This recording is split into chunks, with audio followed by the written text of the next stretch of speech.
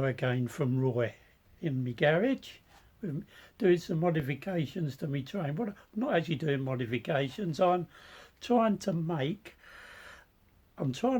a cassette system to store all my trains in, so you can store the whole train and pick it all up in one go and put it back on the track in one go. It's fairly easy. Well, my train, apart from a goods train, all the others I can fit on a 5-foot length cassette, as I call it. So I've made this cassette out of a bit of plastic channel. I'll show you in a minute. It's a bit of plastic channel which I bought from Wicks, and it's actually called, this is the easiest. I tried lots of options, but I ended up with this, and this is the easiest. It's a 2-inch by 1-inch plastic channel, and it's actually, they call it a pipe. They call it a pipe support. It comes with a couple of brackets with 1/2-inch copper pipes, too wide. So it's actually measures 2 inches by 1. I'll show you this. As you see, I don't know if you can see that. Oh, let's put it up the other way.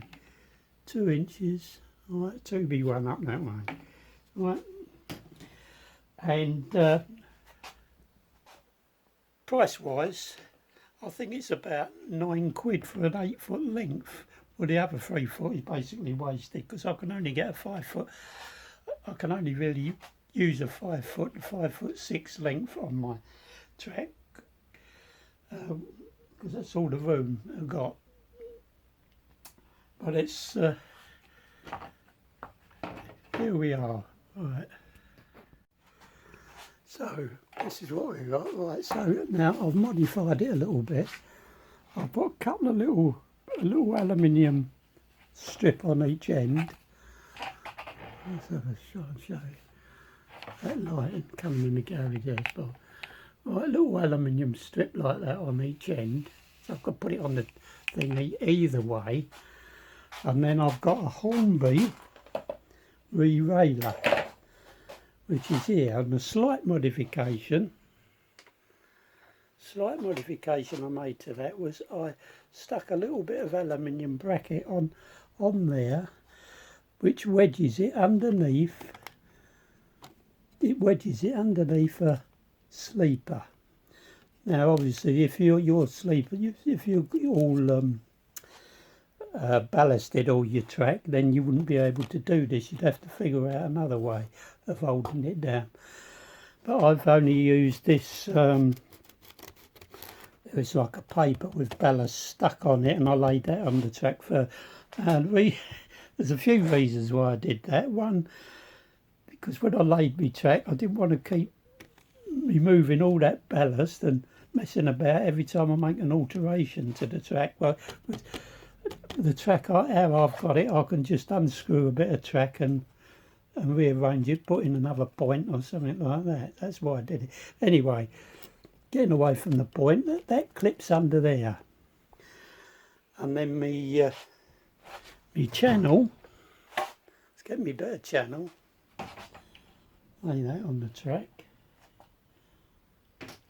get me better channel, that goes and lays on there, and that holds that down there. Right, I'm going to try and demo this. Right, so I have to get this, get this tucked up nice and tight under that sleeper, lay that on there, then I can bring my train back, which is only on the tick, but slowly in reverse. There it comes. Now there's no track on this. I don't think you don't need any track. Just guide that in carefully.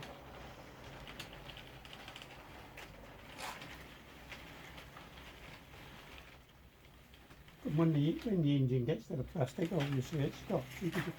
You could just pull it on all the way. It doesn't matter. Then you lift that off and store it. And when you're finished, you want to you can put another, obviously just bring another channel down with another train on and load that onto the track. Well, just to show for this, we'll put this train, set it into forward motion and start it off so that it's on the actual track. And you might find that you just have to just hold them, just give them a little bit downward pressure.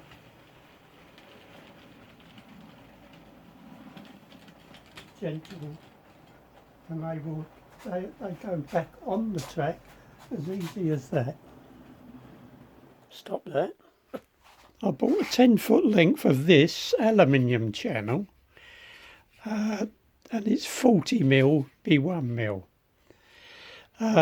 but it was too narrow. Most of the trains will fit in there fine. Most of the trains will fit on width-wise fine, but you get an odd one that comes out a little bit wider and it won't go in. So, and then the second thing is, I had to cover that in tape at the bottom, otherwise you short out on your track. So I can still get some trains on here, the narrower ones, I can use that, but I've still got to fit me little bracket each end of it, like I showed you on the other one. I haven't got around to that yet. I've got enough for 2 of them. The next option I tried was, my first option was a lump of cardboard. Made one out of cardboard, and it actually works all right. That's a stiff cardboard bent up into a channel. Anyway, the 40mm channel didn't work, so I did a 50mm channel, which was going to work out quite expensive.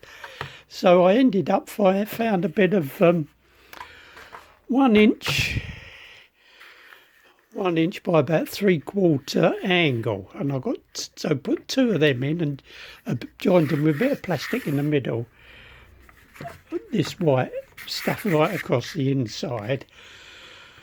And again, I've got 2 bags. This one works okay. This works okay, much like the other one. It's just as good, nothing wrong with it. But it was still more messing about than using, because, as I say, you've got to insulate the bottom of it. You've got to work joining the 2 sections up. And I just glued them together onto this plastic and popped with it them little brackets on the end so it holds the Hornby re-railer down, which I did same on the plastic one. And then another one I tried was again the same as that, but with plastic channel, 2 angles stuck together like that. But I found it got a bow in the middle of it when I glued the 2 bits of angle together. I originally got this 8-foot length of this angle, and I joined it together. I cut that in half, made 2 4-foots, and then put them together so they give me 1 4-foot cassette in effect. It works, but as I say, it's more bother. The best bet is how I've ended up with the U channel from Wicks, which is it's a pipe cover. It's a pipe cover, that's what they call it, and it's for 2 pipes. It comes with some pipe clips as well, but obviously they're no good. It's just a 2-foot plastic channel, very light, and it's rigid enough. It's rigid enough to hold me train. So that's it. Well, that's it for now. It's only a short video, but I thought it might be useful for some people. Any comments, put them in, write them below, good or bad. Any suggestions you think might help. I did try it with sticking rail in one of the earlier ones I did, but it was no good. There's no point in it. They can tip off the rail when you're moving it about, and then you've got to re-put them on the rail. So there's no advantage in it having a rail. So you could drive a train straight up all the way and it wouldn't stop, electrifying, but it was more complicated. It's so simple doing it how I've done it. It's not necessary, in my opinion, anyway. Well, as I say, I hope that was useful to some people. Any comments or ideas, suggest them in the comments section, good or bad, I don't mind. And subscribe and push the like button. Alright, so that's it for now. So thanks for watching. Bye for now.